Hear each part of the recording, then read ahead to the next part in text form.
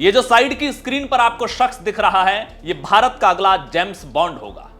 ये अब से अजीत डोभाल जो राष्ट्रीय सुरक्षा सलाहकार है, एनएसए अजीत डोभाल के भी राइट हैंड होंगे।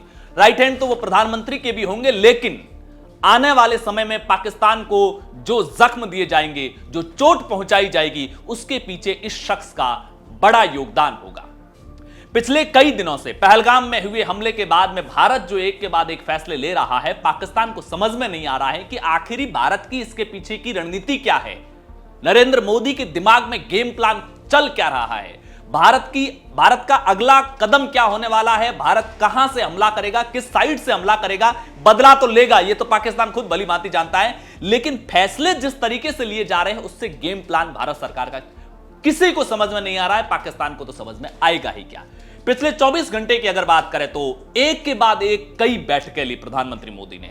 पहले मंगलवार की शाम को प्रधानमंत्री ने एक अहम बैठक ली जिसमें रक्षा मंत्री राजनाथ सिंह थे, एनएसए अजीत डोभाल थे, तीनों सेनाओं के प्रमुख थे और जो चीफ ऑफ डिफेंस स्टाफ थे वो भी उसमें मौजूद थे। इस बैठक की जो तस्वीरें सामने आई, जिस तरीके से स्ट्रेटेजिकली तस्वीरें पब्लिक में रिलीज की गई, उसे देख करके पाकिस्तान के आकाओं की रूह कांप जाएगी। उसके बाद कहा गया कि बुधवार का दिन काफी एक के बाद एक बैठकों का दिन है और इस दिन बड़ा फैसला हो सकता है। सुबह सीसीएस की बैठक पहलगाम में हुए आतंकी हमले के बाद ये दूसरी बैठक थी कैबिनेट कमेटी ऑन सिक्योरिटी की। एक हमले के अगले दिन ही बैठक हुई जिसके बाद में कई अहम फैसले लिए गए, जिसमें सिंधु जल समझौते से लेकर के डिप्लोमेटिक रिलेशन को डाउन करने से लेकर के तमाम दूसरे फैसले लिए गए। सीसीएस की बैठक होती है, उसके बाद में cabinet committee on political affairs की बैठक होती है, उसके बाद कैबिनेट की बैठक बुलाई जाती है और 4 बजे कैबिनेट की प्रेस कॉन्फ्रेंस होती है। दुनिया की नजर होती है उस प्रेस कॉन्फ्रेंस पर। सबको लगता है कुछ बड़ा होने वाला है, कुछ बड़ा फैसला कैबिनेट में हुआ है भारत और पाकिस्तान को लेकर के, और इसको इस कैबिनेट की जो प्रेस ब्रीफिंग होने वाली है उसमें बताया जाएगा। लेकिन जब प्रेस ब्रीफिंग होती है तो क्या बताया जाता है? किसानों के एमएसपी से जुड़े फैसले, असम और मेघालय के बीच चलने वाले एक हाईवे को लेकर के जो 2200 करोड़ के लगभग का जो बजट सैंक्शन हुआ उसको लेकर के, और साथ ही साथ भारत की इंटरनल पॉलिटिक्स से जुड़ा हुआ, बीजेपी कांग्रेस की आपसी लड़ाई से जुड़ा हुआ जो एक राजनीतिक मसला है जातिगत जनगणना का, उसको लेकर के ऐलान किया जाता है। वो भी जो पीपीटी बनाई जाती है उसमें नहीं होता। अश्विनी वैष्णव अपनी जेब में एक पर्ची डाल करके लाते हैं और वो भी वहां तक जातिगत जनगणना पर जो बोला जाएगा वो भी किसी को पता नहीं चलता। लेकिन उससे पहले cabinet committee on political affair की जो बैठक होती है उसमें एक अहम फैसला होता है।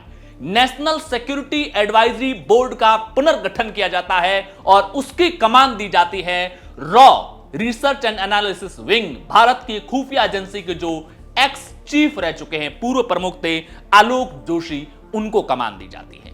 और यहीं से जो स्ट्रेटेजिकली या फिर इंटेलिजेंस की दुनिया का जो अहम महत्व समझते हैं, उनके जहन में कई तस्वीरें अपने आप बन चुकी हैं कि रॉ के प्रमुख को, जिसने कई सालों तक दुनिया के अंदर जो ये जासूसी की दुनिया है उसको लीड किया हो भारत की तरफ से, उसको वापस नेशनल सिक्योरिटी एडवाइजरी बोर्ड में बुलाने के पीछे प्रधानमंत्री के दिमाग की क्या रणनीति हो सकती है। हालांकि बताया यह भी जा रहा है कि जो ये नेशनल एडवाइजरी बोर्ड का जो पुनर्गठन किया गया है, इसका सुझाव प्रधानमंत्री को एनएसए अजीत डोभाल ने ही दिया और एनएसए अजीत डोभाल ने ही उन लोगों के नाम सुझाए जिसको इस बोर्ड में अपॉइंट किया गया है। कमान दी गई है आलोक जोशी, रॉ के पूर्व चीफ। जाहिर सी बात है आज जरूरत है भारत को दुनिया भर के अंदर जो पुराना इंटेलिजेंस नेटवर्क है, खुफिया नेटवर्क है, पुराने जो सोर्सेज है, उनको फिर से एक्टिवेट किया जाए ताकि जो सूचनाओं का तंत्र है, पाकिस्तान की एक एक हरकत पे नजर रखी जा सके।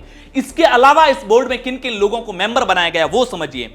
आर्मी, देखिए इस बोर्ड का जो मॉडल है वो एक तरह से अमेरिका के पेंटागन के मॉडल की तरह है।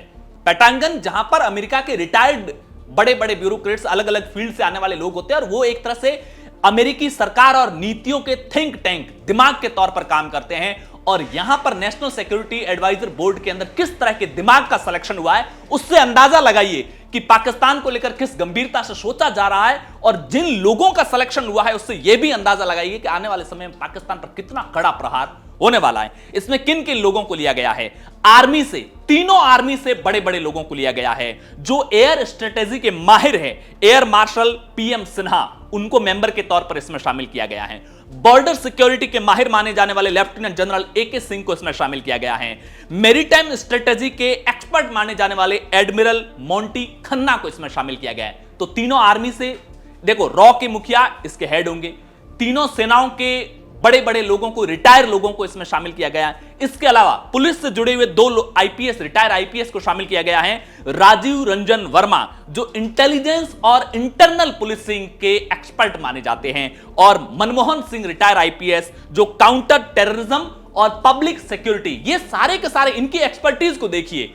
इनकी एक्सपर्टीज को देखते हुए ऐसा लग रहा है कि युद्ध के समय हर एक सेक्टर के एक्सपर्ट लोगों को इसमें शामिल किया गया है। और प्रधानमंत्री जब पुराने लोगों को वापस लाते हैं कि अब हमें एक मोर्चे पर खड़े हैं और इन सब लोगों की जरूरत है, तो आप उसकी इंपॉर्टेंस समझ सकते हैं। इसके अलावा डिप्लोमेसी, क्योंकि जब आप युद्ध की स्थिति में होते हैं ना, तो आपको अंतरराष्ट्रीय संबंधों की जरूरत होती है। पाकिस्तान को कैसे टैकल करना है, उसके लिए हमें रूस से लेकर अमेरिका और यूरोपियन कंट्रीज के साथ में, मिडिल ईस्ट के जो इस्लामिक कंट्रीज हैं उनके साथ में रिश्ते कैसे रखने हैं। तो एक इंडियन फॉरेन सर्विस के रिटायर अधिकारी को भी इसमें शामिल किया गया है, बी वेंकटेश वर्मा।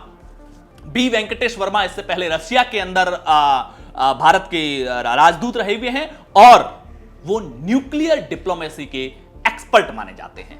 तो कुल मिलाकर के ये जो नेशनल सिक्योरिटी एडवाइजरी बोर्ड का जो पुनर्गठन हुआ है, जिन लोगों को इसमें शामिल किया गया है, इनके नाम और इनकी प्रोफाइल देख करके पाकिस्तान की रूह कांप जाएगी। और आने वाले समय में यही रॉ के जो पूर्व चीफ है और नेशनल सिक्योरिटी एडवाइजरी बोर्ड के नए मुखिया बनाए गए हैं, जो अजीत डोभाल के और नरेंद्र मोदी के अब से राइट हैंड, आंख नाक कान की तरह काम करेगा पूरा का पूरा ये बोर्ड। वैसे इस बोर्ड की जिम्मेदारी केवल एडवाइस देने की होती है। इस बोर्ड का काम होगा कि लंबे समय तक स्ट्रेटेजिक प्लानिंग कैसी बनाई जाए, ये सुझाव दिए जाए, रक्षा और विदेश नीति पर क्या कुछ फैसले होने चाहिए, ये सुझाव दिए जाए। और ये सारे के सारे लोग इस फील्ड के एक्सपर्ट है, जिन्होंने कई दशकों तक इस फील्ड में काम किया है। इसके अलावा national security adviser Ajit Doval के अकेलों के कंधे पर इतनी बड़ी जिम्मेदारी है, तो एनएसए को भी एडवाइस देते रहना समय समय पर कि इस मामले में यह किया जा सकता है, इस मामले में। यानी कि इन लोगों का काम है रात दिन सोते जागते हर समय सोचना कि कैसे पाकिस्तान और पाकिस्तान जैसे दुश्मन देशों को घाव पहुंचाए जाए।